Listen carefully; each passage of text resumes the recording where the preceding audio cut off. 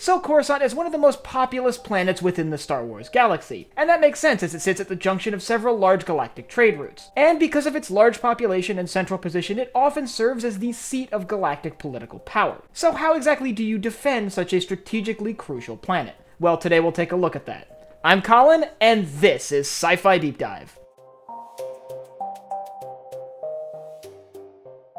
Remember, if you enjoyed this video, to head down below and hit that subscribe button. So during much of galactic history, Coruscant was the center of political power within the galaxy. It was the capital of both the Galactic Republic and the Galactic Empire. But because of its strategic significance, it was often a target for the enemies of the Republic and the Empire.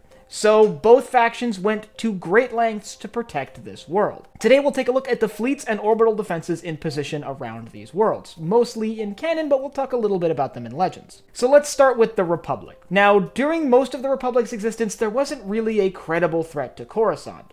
It was really only during the last couple years during the Clone Wars. Just like crucial military worlds like Kamino and Anaxis, Coruscant was a tantalizing target for the Separatist military. Attacking Coruscant would not only show the citizens of the Republic that no world was safe from Separatist attack, it would also bring the Republic's government to their knees. So it makes sense that there were several attempts throughout the duration of the Clone Wars to carry out attacks against Coruscant, the most significant one being in the final days of the war. So the Republic had to build a significant defensive force around their capital. Let's start by taking a look at the Republic home fleet. Now, we do know more about it in Legends than canon, but it is likely that it is generally the same, as they appear mostly in the Clone Wars TV show, which, while originally made for Legends, is now canon. We know, like most of the Republic fleet, the defense force over Coruscant consisted mostly of Venators. They were supported by other smaller Republic ships, things like Arquitens-class cruisers and Consular-class frigates. This basically mirrors the general makeup of the Republic Navy. Its crucial role in defending the Republic capital would earn this fleet the nickname the Coruscant Home Defense Fleet. And for most of the war, its role was generally boring. It didn't fight many battles for the first half of the conflict, and many of the Separatist attacks, even during the first 3/4 of the war, were more covert strikes and less outright battles for Coruscant. But in the later days of the war, as we all know, the Separatists did carry out an attack on the Republic capital. And that's when this home fleet was really put to the test. A full Separatist fleet laid siege to the Republic capital, and it was up to the home fleet to at least hold off the Separatist attack long enough for a larger Republic force to arrive. And while the Coruscant Defense Fleet was a very, very large fleet, Separatist intelligence was still able to figure out the size of this fleet and ensure that they sent an equal force to match it. As a result, the Coruscant Defense Fleet was on the defensive for most of the battle, holding off Separatist forces long enough for Republic reinforcements to arrive. On top of the defense fleet in orbit, there was a significant Republic military presence on the ground. As one would expect, most of the Republic military was managed from Coruscant, so things like the Republic military headquarters were located there, as well as storage facilities for large numbers of Republic ground forces,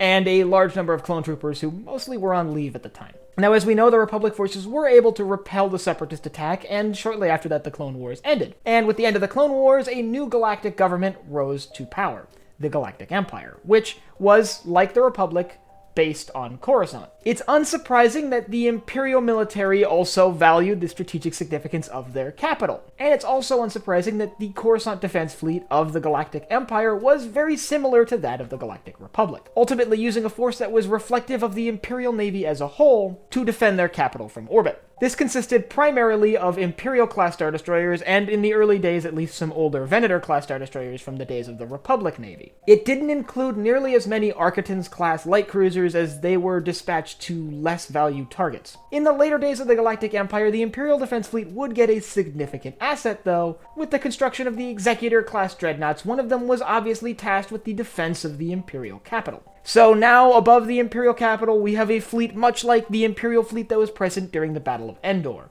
An Executor-class Star Destroyer leading a fleet of Imperial-class Star Destroyers, ultimately tasked with a defensive role. However, unlike the Republic fleet tasked with defending Coruscant, the Imperial fleet tasked with defending the world never really had much of a challenge. In canon, the New Republic never really carried out a proper assault on Coruscant, and instead Coruscant was liberated by mostly a civilian uprising and the capitulation of the Empire as a whole. However, in Legends, that's not quite the case. In Legends, the Empire actually built a far more robust defense of Coruscant, using things like planetary shields to help protect their capital, and even burying an Executor-class Star Destroyer as sort of a large-scale escape pod from the surface of the planet. And like the Republic, the Imperial military of Legends actually did have to defend Coruscant against a large New Republic attack. However, in Legends, when the New Republic came to liberate Coruscant, the Imperial faction had already splintered, and the defense fleet over the world had really sort of been reduced in power and size.